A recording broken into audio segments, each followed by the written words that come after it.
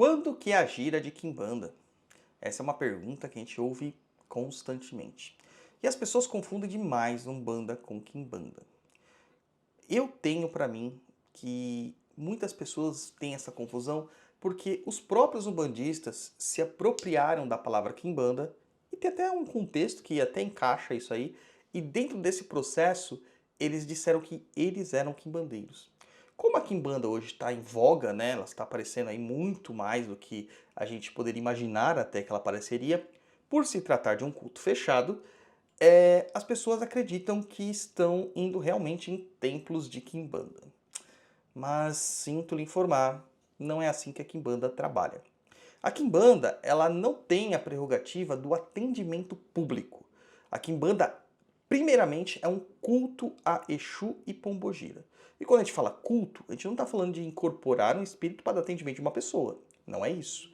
O culto é reverenciar aquela entidade, cuidar daquela entidade, trabalhar com aquela entidade para que aquela entidade se fortaleça. Então a gente vai fazer entregas, a gente vai criar o assentamento, a gente vai fazer comunhões com essas entidades.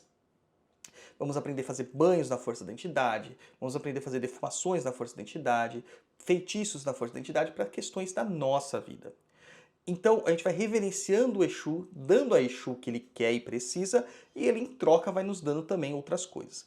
Quando a pessoa chega no sacerdócio, aí sim ela começa a atender as outras pessoas com os seus Exus ou os outros Exus que a Quimbanda tem à disposição. Entretanto, o atendimento, que é aqui que é a pauta, não é feito numa gira. O sacerdote ele não vai incorporar o Exu para dar um atendimento ali incorporado. Ele até pode fazer isso, mas não é a métrica da Quimbanda. A métrica é um atendimento por via do oráculo. Então, por meio de uma mesa oracular e de um sistema de oraculação, a gente vai abrir ali a vida da pessoa e vai saber os pontos em que ela tem problemas e vai aparecer os feitiços que precisamos fazer para corrigir essas questões da vida desta pessoa. Então é muito importante entender que não é a gira de aconselhamento. O aconselhamento acontece no jogo. E dentro da estrutura das quimbandas tradicionais, do tronco tradicional de quimbanda, é nítido e evidente que existe uma entidade ali trabalhando por trás do oráculo. Dentro da Quimbanda Nagô, quem responde o oráculo é o Exu tutelar do sacerdote. No meu caso, quem responderia era o seu Tiriri da Calunga. No caso da Quimbanda Mussurumim, quem responde é o Exu Ganga. Claro que o seu Exu tutelar também está ali presente na consulta e tem outros arcanos, outros mistérios ali na consulta. Mas você percebe que é uma consulta com o Exu. A diferença é que não está incorporado. Então, casas que ficam oferecendo giras abertas de quimbanda, incorporações para atendimentos, etc, etc e tal, elas não são realmente quimbanda.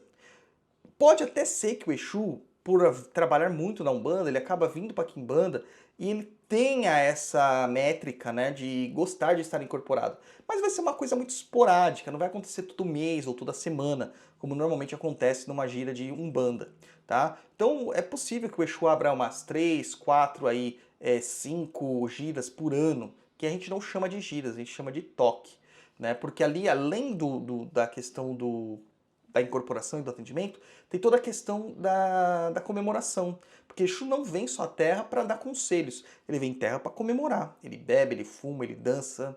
Então é o que importa, tá, para Exu ali naquele momento. Então tem toda essa reverência também que a gente faz para Exu. Por isso que às vezes as aberturas de Quimbanda são longas, né? As aberturas de um ritual de Quimbanda são grandes, com muitos pontos cantados, porque a gente reverencia bastante todas as forças que estão sendo evocadas. E você, quando você abre realmente o seu coração para sentir essa energia, você vai perceber que não precisa da incorporação. Tá? Naquele momento ali já está sendo totalmente viável o atendimento sendo feito à distância, sendo feito indiretamente. E claro, em alguns casos é necessário o atendimento individual e por meio do oráculo se faz perfeitamente, tá? Esse tipo de atendimento. Entretanto, que nem alguns Exus gostam, como o próprio Exu Tiri da Calunga, ele gosta de estar incorporado e conversar com as pessoas. E nessas conversas ele pode trazer algumas instruções, ele pode trazer alguns feitiços, alguns atendimentos, algumas orientações, mas não é a regra. Então, um terreiro que tem gira todo mês, toda semana, ou a cada 15 dias, sempre de Exu aí, falando que isso é quimbanda, cara, bem provavelmente não é. Então a gente tem que tomar muito cuidado com isso. E nunca vá querendo saber, ai, como que eu faço para conhecer a quimbanda? A quimbanda é um culto fechado. Então você não tem como conhecer a quimbanda sem estar na quimbanda. E aí você vai perguntar também, ah, mas como que eu vou entrar num negócio que eu nem sei o que que é? Cara, é o salto de fé. Você vai passar pelo oráculo, você vai sentir no seu íntimo, e se você estiver preparado, Exu vai dar caminhos. Essa é a ideia. E quando você está dentro do batismo, antes de se iniciar, que todos podem se batizar praticamente, salvo raras exceções, você vai presenciar o que é quimbanda, você vai vivenciar o que é quimbanda. E nesse processo de vivência do que é quimbanda, você vai saber se aquilo é para você ou não. E aí, até chegar um momento que você se sinta maduro, e aí a espiritualidade diga que você está pronto, você vai então iniciar dentro do processo de quimbanda. Então é muito importante entender as diferenças aí para que você não faça coisas equivocadas. Porque irrita muito para um tata de quimbanda, eu digo isso também por mim, por quando chegam as mensagens assim, falam assim, onde é seu templo e como eu faço para conhecê-lo? Cara, você não vai conhecer meu templo se você não fizer parte da minha egrégora, porque é uma coisa fechada. E aí a gente questiona, a gente rebate, a gente elucida e as pessoas ainda acham que nós somos Umbanda. Poxa, se fosse para ser igual a Umbanda, não precisava de Quimbanda. Né? Então, a Quimbanda ela tem sua própria estrutura e sua estrutura independente. E só é quimbandeiro aquele que recebe a transmissão através de um mestre e a transmissão gradual dos seus fundamentos. Ninguém nasce tata, ninguém se inicia tata. Isso é muito importante você prestar atenção. Nguza Quimbanda.